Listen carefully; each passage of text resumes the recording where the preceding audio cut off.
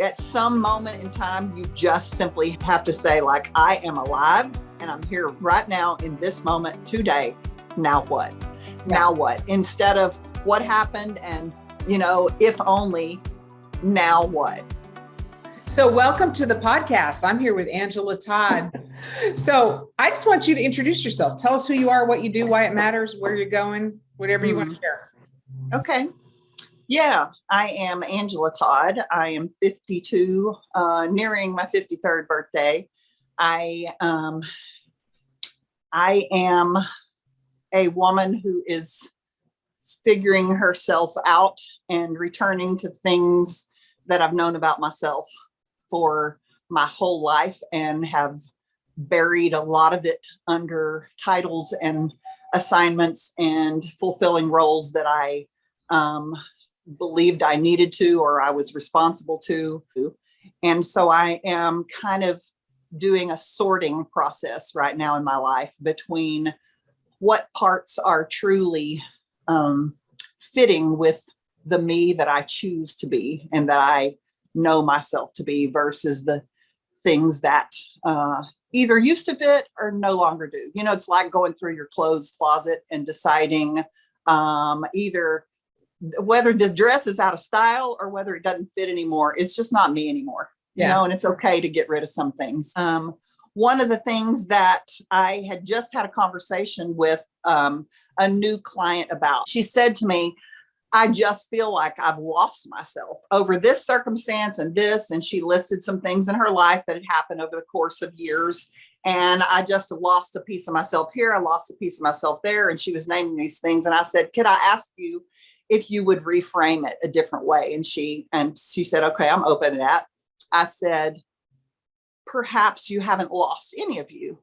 Perhaps you've acquired a lot of things that aren't you. And I like that.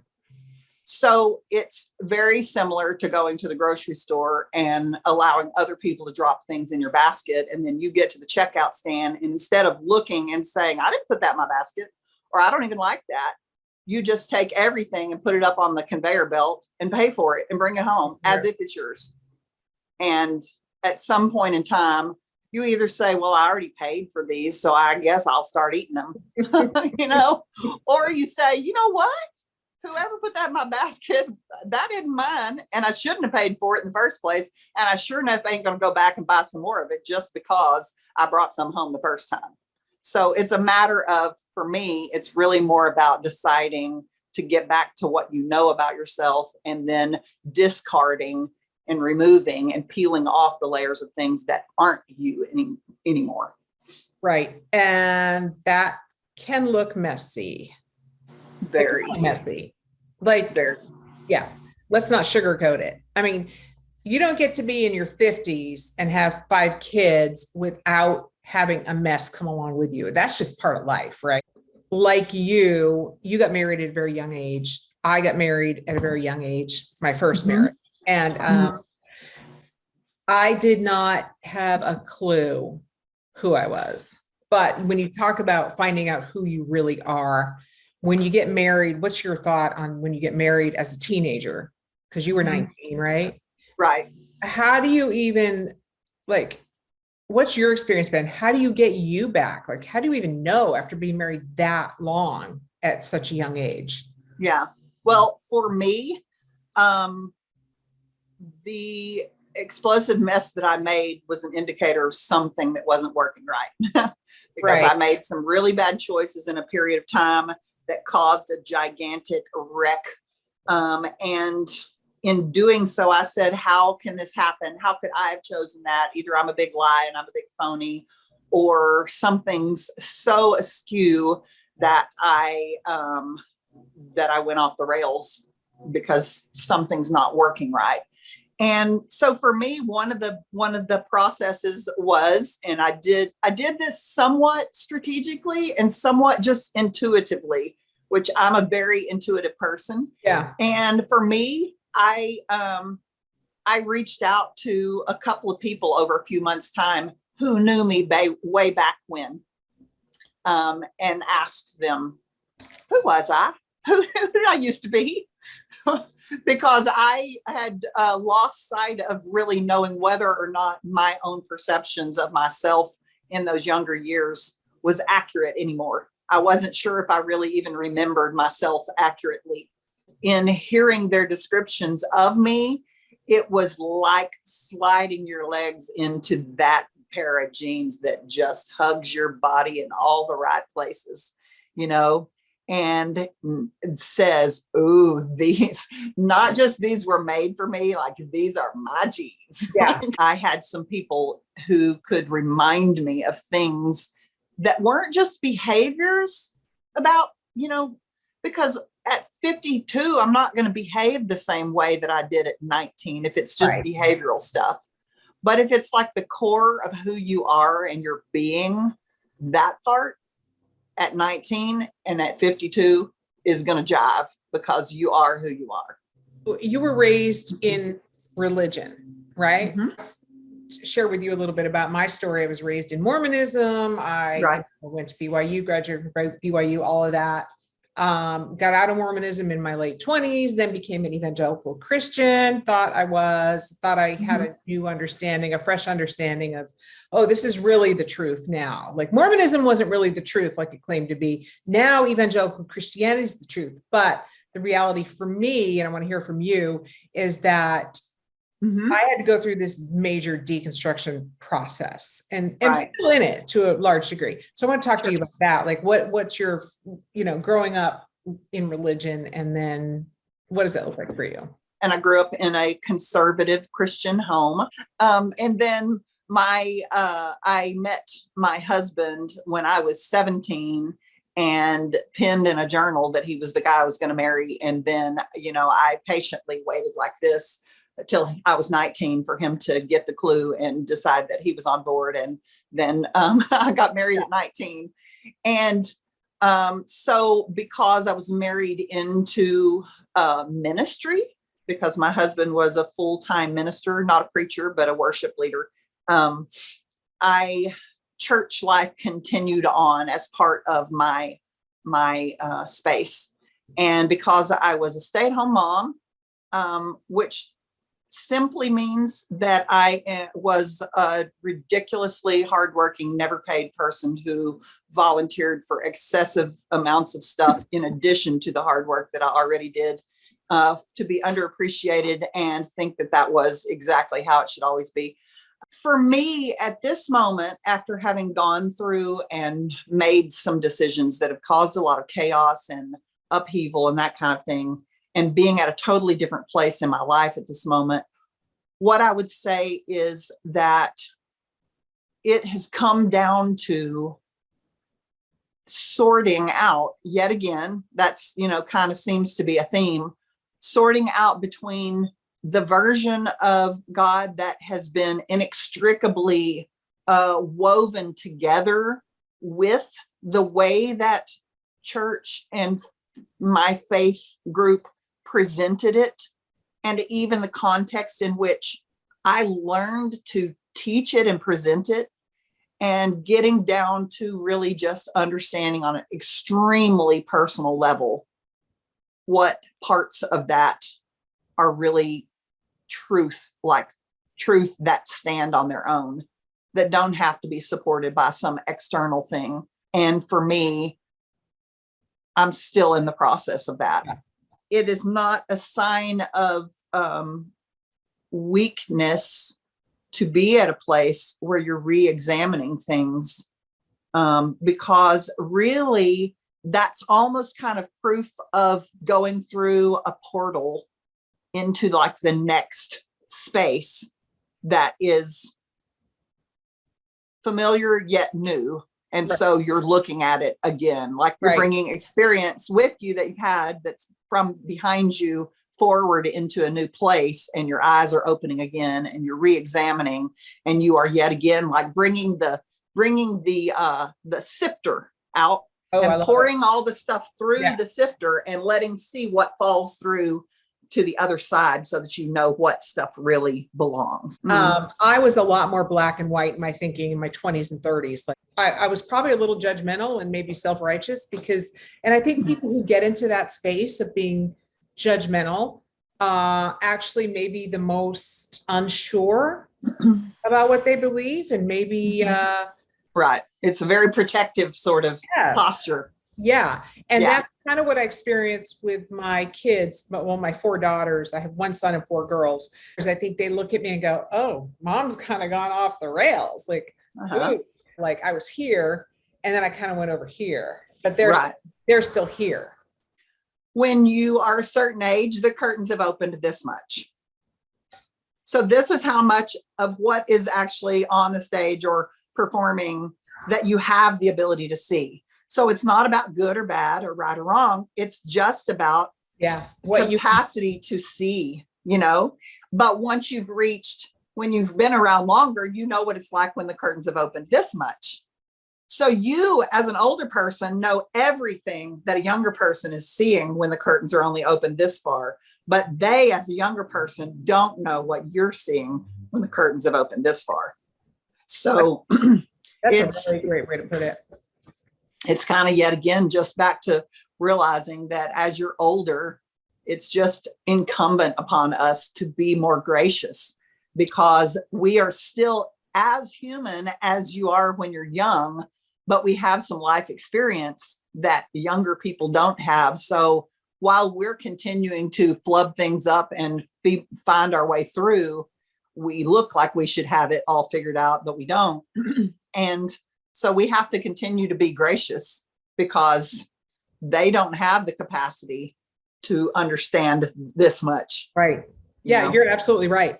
And our experiences, like everything that I've been through, all the shit that I've been through, that I've either brought on myself or allowed to enter into my life, all of that, for as horrible as much of that was, it has really made me who I am now. And I wouldn't go back and change anything.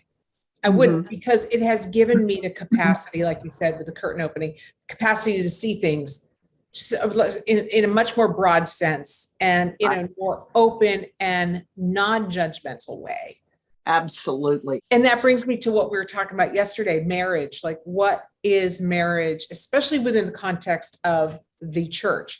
And I used to think that marriage was the institution that you don't mess with, right? Marriage is what you aspire. A good marriage is what you're aspiring to achieve. But what I've discovered is that it can become an idol, and it can become this thing that's more important than you as a human being. I mean, nobody wants to get divorced. We talked about this yesterday. It's right. Typically, nobody wants to go through that mess. Right. But when you start to see yourself as valuable and more valuable than your marriage, that opens up your eyes. I think, you know, and this will get into touching on some of the really raw parts for me, but I just want to share this. What sometimes has to be done in order to save the individual might bring an end to the union. Should you just go down with the ship? Go down as a couple, or should you attempt to both make your way to safety and rescue, and then after you've gotten out of the hospital and that, figure out whether or not the person who has also survived the shipwreck or the sinking, are those two people who've both gone through that traumatic event able to still put something together that is still want to get back on the boat? Yeah. Right? I mean, are we going to get on another boat together? We're going to build a new boat. Are we going to get on another boat together? Or you know what? Take an oar and burn it. I don't know. It's just all going to be, you just got to figure it out. The fact of the matter is, at some moment in time, you just simply have to say, like, I am alive and I'm here right now in this moment today. Now what? Now what? Instead of what happened and, if only, now what? And I remember sitting in a counselor's office and saying, what I did was Hurricane Katrina. It was like, One minute you're sitting in your den drinking a glass of iced tea and you go to bed, and the next morning you get up and there's like rafters and planks laying around, and like neighbors sitting on tops of houses or whatever. And like, Wow. you know, like it's instant, something that has this gigantic, forceful, instantaneous impact. And those kind of things cause people to rush to rescue. But the flip side of that, so I was Hurricane Katrina. Okay. So because you had this big explosive, like went off the rails sort of experience with yourself, obviously there were things going on. It just makes me think of a quote I've heard, that any pain that you don't deal with will always come out sideways. Absolutely. Yeah. And my version of that illustration is whack-a-mole. You know, have you been to you remember going to Chuck E. Cheese? Or I used to take my kids to Chuck E. Cheese, and there was the game that has all the little holes, and the little guy pops up in it. You take a big sledgehammer and he's just hopping up different places. And so it's like, okay, you can get your friends and say, put your hands over that hole, that hole, that hole. You can get everybody to try to plug a hole. And you know what? Eventually it's going to pop out a different one. And you can only keep up so long because the pace gets faster and faster. There was stuff that I brought into my marriage internally, but it was vaulted away in such a safely protected space that even I was not consciously aware of its presence. There's a sense in which my spouse didn't have a fighting chance. And there's a sense in which I gave it the best I had, and so did he. And, you know, when you just get two human beings that have certain brokenness together, the most beautiful version is they figure out how to heal, or how to limp along together, leaning on each other's strengths and helping to diminish each other's weaknesses. And we did that extremely well in many areas, but there were just some things that were deep enough for both of us that couldn't work. I think sharing our stories is really powerful because it does two things. When we tell the truth about our story, number one, anytime you shine the light on anything that's ugly. And the second thing is it gives other women permission to tell their own story. So it frees other people up. So I love this, that we're able to do this. And, you know, my hope is that we dive into conversations around this, and other women are liberated from their own junk and from their own stories, and be able to step up and say, okay, here's my story. Absolutely. Not in a gratuitous, gross sort of way where we're vomiting our crap on each other, but really in an effort to heal. Right. Absolutely. And I think that's the beauty of what we as women have to offer each other, is that there is an innate capacity in us as women, and I mean this as a species, okay? Because I know people's life experiences don't all support this concept, but I mean, as a whole, you know, God gave us curvy parts and soft parts, you know, like we are made as physical ones who house another human being before they ever actually enter the world on their own.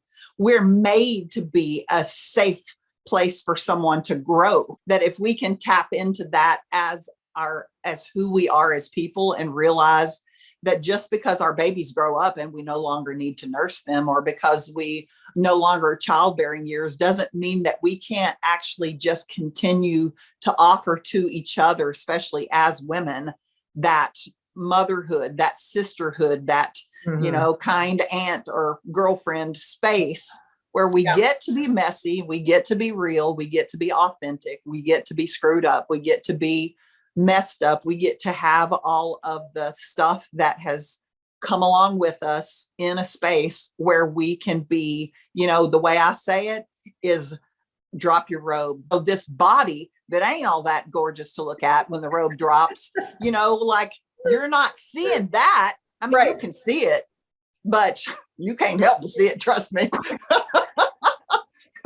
But when you got drop your robe girlfriends or women in your life, then that's when you know you are loved for who you are. Speaking of girlfriends, we were talking about this earlier. I don't have a huge need in my life, and maybe that's why I'm doing this. I don't have a huge need in my life for girlfriends, for like, okay, let me rephrase. I don't have time for high maintenance girlfriends because I just can't do it. I can't. Yeah. If you need me all the time, I'm not your person. There are other women out there who love to be needed. I remember telling someone when I was doing women's ministry saying, you know, the crazy thing is I actually don't even like women very much. Right. The reason I said it is because what I really meant is I can't do that thing. That's the way I perceive a bunch of girls like to do this girlfriend thing, because for me, I have purposefulness about my time and energy. And okay, this is going to sound so rude, but in certain situations, it felt to me like a bunch of people who didn't have a purpose, that just didn't want to be alone. So they were gathering together to make a purpose that really wasn't very purposeful. I also really always care about people genuinely. And I want people to know that I love them, and for that love to not be measured solely on whether or not I can stop everything and go sit and have coffee for an hour and a half. Exactly. I did find I had to let go of some friends because we just weren't, and that's okay. You know, people you grow in and out of relationships and friendships. Right. So, and not everything is a measurement of maturity or immaturity. Not everything is a measurement of good or bad. Some things are simply a measurement of fit or don't fit, right? Yeah, exactly. I can find me a gorgeous pair of shoes on the shelf in a store that I want to wear and slip my foot in and look like Cinderella's stepsister going into a size 6 when my foot is an 8.5 and I got half my heel hanging out the back. Yeah. It just isn't going to happen, which doesn't make the shoe bad and doesn't make my desire for it good. Yeah. It just makes it not a fit. Let's switch gears. You want to talk about menopause, hormones, hot flashes, and then we'll wrap it up. But I'm assuming, are you in that like whole stage of menopause, or what's going on with you physically? Well, I will tell you this. I am so ridiculously unfairly blessed when it comes to all of that. I have had a healthy body. I had a healthy, smooth time with pregnancies, and I have moved out of all of that era and into and through the stage of my life where I literally went from 1 month having had my period that would come every 28 to 30 days. I knew if it started on a Saturday this month, it's going to start on a Saturday, Sunday, or Monday next month, and the next month, and the next month. And I did that for like 15 years from the time my youngest one was born through. And then one day, the next month, didn't have a period. The next month didn't have a period. And I have not had a period since then. And that was the end. Like, I don't know what it is in the last 6 months or so. Post-menopause has been crazy. Like, everything else was pretty easy, but post-menopause, this stuff's weird. Crazy how? Like, all of a sudden weight shifting to where it never has before. Yeah. My memory has declined. Moods, like dramatic mood swings that I never used to have. Yes. Oh, wow. Feeling tired, and it's just been different. And, you know, I don't know. Well, you're 3 years ahead of me. So thanks for the forewarning. I'm going to strap my seatbelt on for that stuff. Yeah, it's a little weird, but that's just me. But like you, I had 5 very easy pregnancies and easy deliveries. You know. Yeah. But. Well, I mean, there have been other effects. You know, we referred to, I think I have accidentally discovered via someone else's, one of my girlfriend's observations, that my boobs had grown So I think that has possibly been one of the weight shifts, like, because strange thing is, I will say this, I eat healthier more consistently. And I've even done a lot of nutritional study as part of my life coaching certification. I also was doing health and nutrition. And so I know how to eat and cook healthily. And despite having known what macros I was eating and the correct balance between protein and carb and fat and healthy fat and all of that. And there was a window of time when I put back on 20 pounds. And, maybe 5 of it has gone to my boobs. So that is, I don't know. But I don't weigh myself. I don't know if you weigh yourself. I don't own a scale. But I can tell by how my clothes fit and how I feel. Well, it's interesting because I didn't weigh myself for a long time. I mean, like a long time, years, because I wanted to avoid the scale.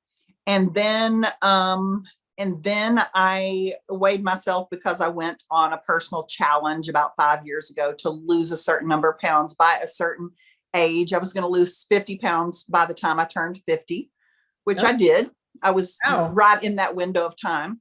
I've gained about 25 to 30 of that back in the last 2 years without actually changing my health habits. I didn't used to really believe that stress was a big factor in weight gain. Stress, sleep.